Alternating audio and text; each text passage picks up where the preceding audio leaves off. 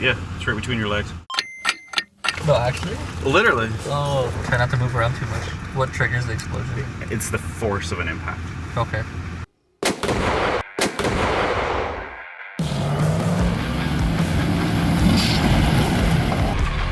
How was that? Fun. Brought everything but the tool we need. Okay, so for this project, we selected a military Humvee for our test vehicle.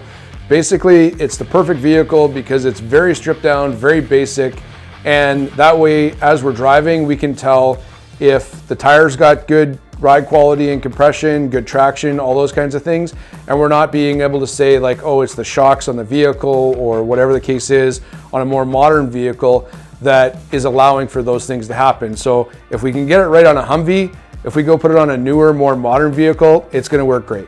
For Operation Airless, the team chose a Humvee as the test vehicle.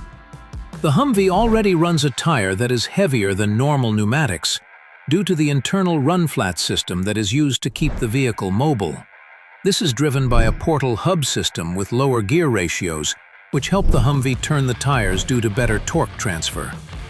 It made sense to use this system as our tire is likely going to be heavier, at least in the prototype stage as we develop this product.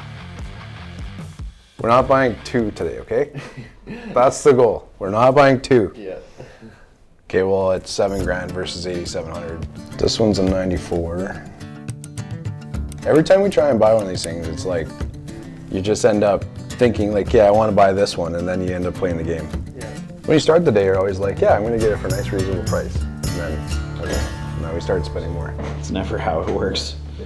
GovPlanet is selling the Humvees pretty much every week. You got to go through, take your pick, see which one you like, which one you don't like. The team and I went through all of them, selected the ones we wanted. Well, all of those went for more than we were willing to pay. So we found a 2008 Slantback and looked like it was going cheap, so we hit bid and we won it. Where was the Slantback one? Where's the $8,000 one? That's there. There it is. Oh, it's a turbo. Turbo Slantback. Oh, it says it's turbo. Ah, it's my boat. Let's go through the pictures. Okay, now that we bid on it, let's see if it's any good. Okay, I'm okay with that. Sold it. We got a No way. We got it for 7, yeah! Yeah. Okay, now let's go look at the pictures. Hey, what do we buy? Hey, how are you doing today? Good. Hey, it's Derek Hurd calling. We bought a Humvee out of the auction last week. I have all my paperwork and my ducks in a row to make sure that we can get this thing picked up. What's an EUC? So we have to get an approval from the Marine Corps to be able to take this thing out? Oh. Well, let me figure out that process, and I guess I'll be calling you back once I get that piece of paper. All right, thanks. Well, shit. Apparently we're not going to California next week. After we learned that we weren't going to get this Humvee for 6 months or more, we basically said, okay, let's start to put our tires through torture tests. And the first one we did was, let's see if we can blow this thing up. You know, can a tire take an impact either from something like a landmine and get repaired, or what if the vehicle is going, you know, at speed and then it hits a rock or it hits a curb or it hits something? How much force can our tire take? And we decided to set out and figure that out. The team wants to understand the limit of their airless tire design and see if it can handle the impact of an explosion.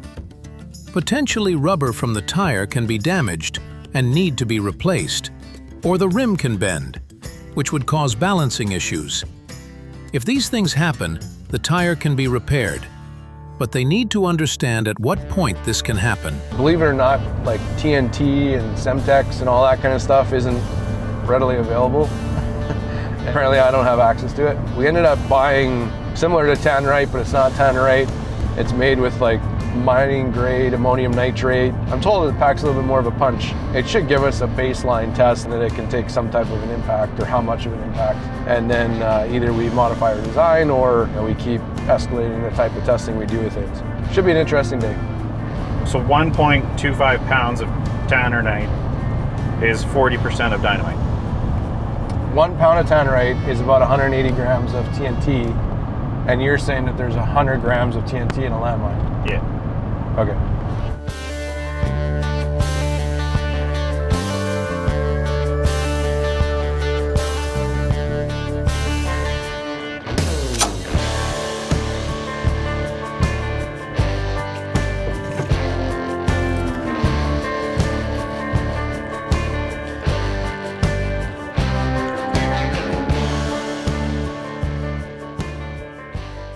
So we found this exploding target. It's got like tannerite, but it's not exactly tannerite.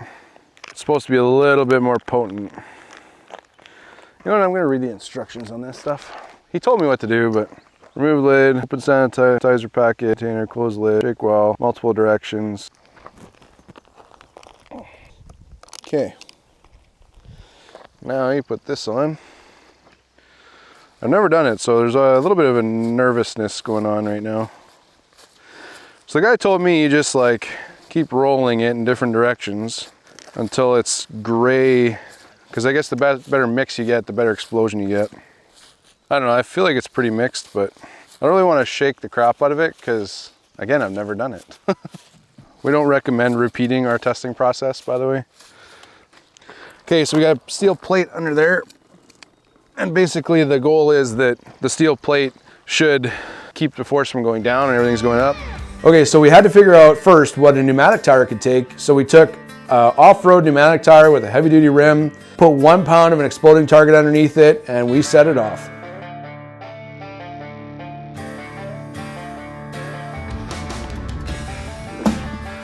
So we got the 22-250 today. I figure that's big enough.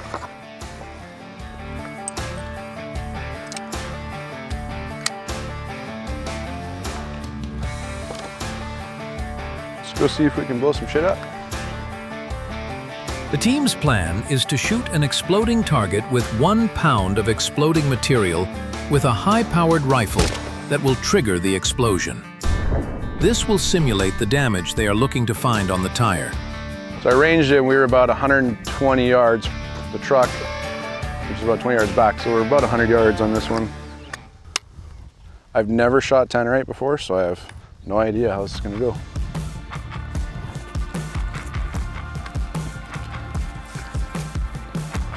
Okay, we're live.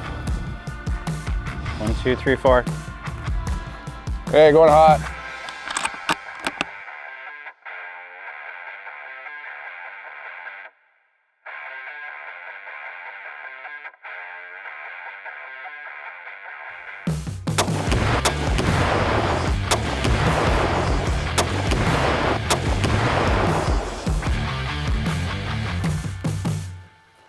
I don't know where the tire went, but I heard the air going out of it. That was a little bit bigger bang than I thought it was gonna be, actually.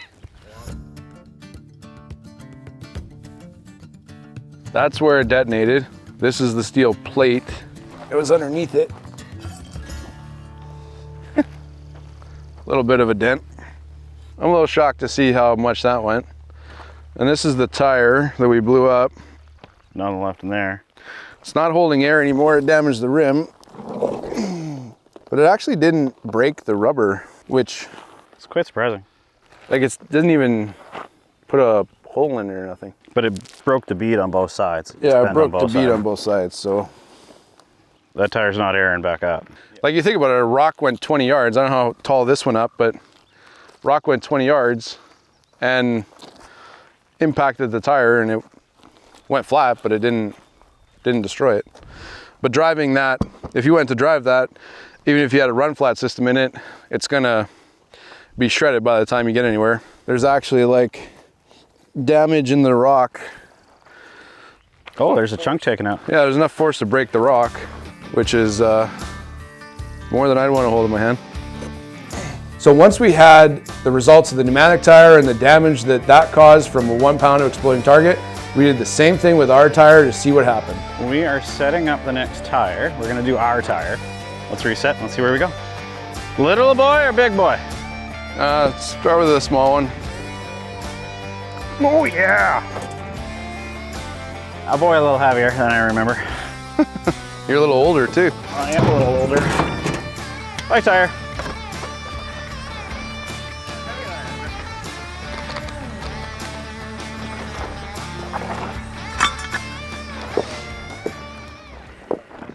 Like I said before, I don't know how to do this, but the first one went okay.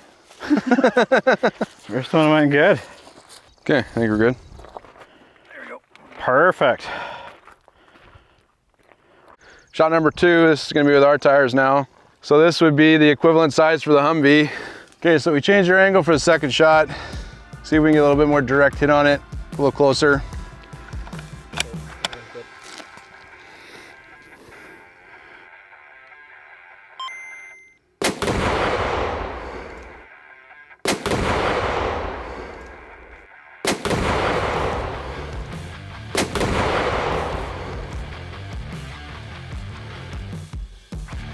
The tire's still standing. It blew the rocks out. I got to watch it close and I almost peed myself. Okay, I'm clear. You can see the blast chipped off the paint. There's the chipping of the paint. So I'd say like we passed the 1 pound test and the pneumatic didn't. I think we go to the next level. Do you want to do a side test? If you do it on a pneumatic, it's gonna break the bead. No matter what, yeah. Whereas if you do a side test here, it'll pop it, maybe flip the tire up or over. Side impact is just as likely as a direct impact, right? It's funny, like we get asked questions on social media, you know, just like, oh, that's gonna fail, or this is gonna fail, or whatever. We can explode our tire and it still holds together. Like robotically welded rim, high strength steel, rubber compounds made in-house. That's what allows us to do stuff like this. Evolution wheel durability test, bang. The team has set up the tire to test for a side impact after the vertical impact test. With this setup, it is more likely that a rubber segment could get blown off or a bolt is damaged. So basically with this, we're going straight at the side of the tire so that we're trying to simulate landmine hitting from the side or explosion hitting from the side. See how it goes. Maybe we'll blow something apart this time.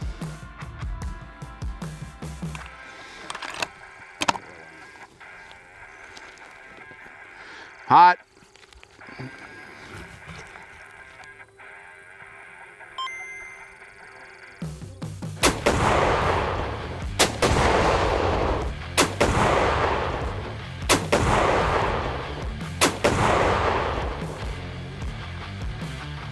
Okay, that one was mixed better.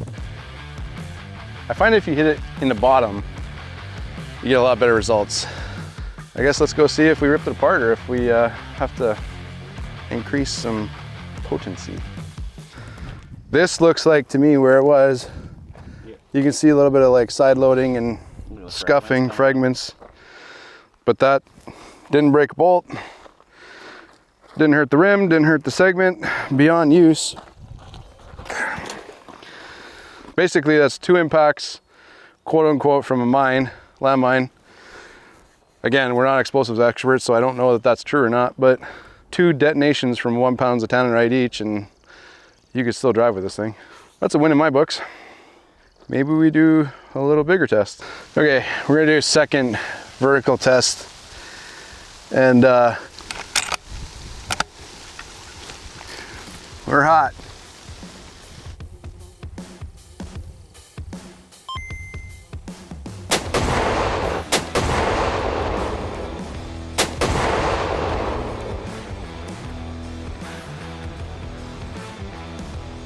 Tire fell over this time, so just for the record, it's a Friday. We're out shooting guns and trying to explode the product that we make. I really hope that we never go out of business because I'm pretty sure I couldn't have a real job. We just finished 3 explosive tests on the tire. I wanted to show people how to fix the tire, but we didn't break it. A little bit of the damage we did, surface damage anyways on the rubber, but rim is still good shape, drivable. Rubber's still good shape, drivable. I think at this point, what we need to do is really just get some bigger ammunition or bigger munitions, like maybe really like a real landmine that's gonna have some shrapnel thrown into it or something bigger. I don't know what that looks like. I'm not an explosive expert. If you are, give me a call. You know, 3 impacts and nothing. So that gives us impact toughness. It's checkbox number 1 that we really thought we needed to do. The next thing we're gonna do today though, we're gonna shoot with 22-250 that we've been using at an angle on the cores, probably put like 3 or 4 rounds in there and just kind of see. We're shooting like I think it's a 50 grain hollow point. A heavier bullet will go in and obviously penetrate deeper, but not necessarily do the same damage. Over on the solid, like if you look at the telehandler market, you're allowed 5% damage under the new ANSI standards for safety purposes on a construction site, or you can blow it up and we still don't have anywhere near 5% damage, so like it'll make it home. Let's put a couple of rounds at it and see what it can do and then keep going. Okay, so we got 5 rounds. We're shooting, basically it's a Winchester hollow point, 22-250, so it's going about 3,000, 3,200 feet a second. I actually really like reloading and long range shooting, but these particular factory rounds pretty much cloverleaf at 100 yards. So it's kind of hard to beat it. Like a really frangible bullet that will destroy the rubber as much as possible. So let's see what it can do. We're gonna hit it with some bigger stuff later on, but for today, this is what we got. So yeah, let's try it out.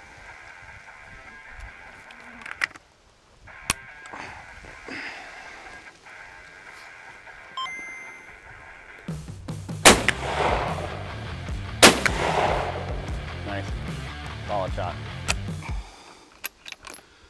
I was shooting at the cores, like the sides of the cores. Like there's debris in here. Like there's not even a single mark. It was kind of like right here where I was trying to hit. On the side, I was trying to scrape it. So like, I mean, it looks like it exploded on impact and we didn't get any penetration. Well, ooh, yeah, warm. Yeah, but is it warm over here? No. No. What is that? Is that metal? That's metal. That's where you hit her. Oh, cool. Right there. You can see this all the way down the center. Oh yeah, okay, tip it out. So I talked about like those bullets exploding on impact. Oh, they exploded. A little bit of copper there. So long story short, so we shot 2 rounds and I was trying to, again, hit the cores and like rip the rubber. Hit it twice. As you can see, the bullet exploded. Again, we're shooting frangibles. So I thought I was gonna do maximum damage. Didn't. So I think we're gonna get some heavier rounds. I got a 338. I think we can maybe put our hands on a 50 cal and hit this thing with some penetration to see what we can do. But 22-250, 3,000 feet a second is no concern for the tire. So explosion proof, bulletproof, we got a good start. Nailed it! If you like what you're seeing in this video, hit the subscribe button, the like button, do all those good things, keep following along. We got more to come, and let me tell you right now, you're gonna be entertained. Blow it up with, you know, some that we could take the metal out in our hands. So, f me, that sucked. It's rolling. You're missing the point. We're trying to get a short. Never mind. He doesn't like to play well with others. Follow along as we go through this process. You're gonna be entertained, okay? But that one was almost perfect, yeah. That one.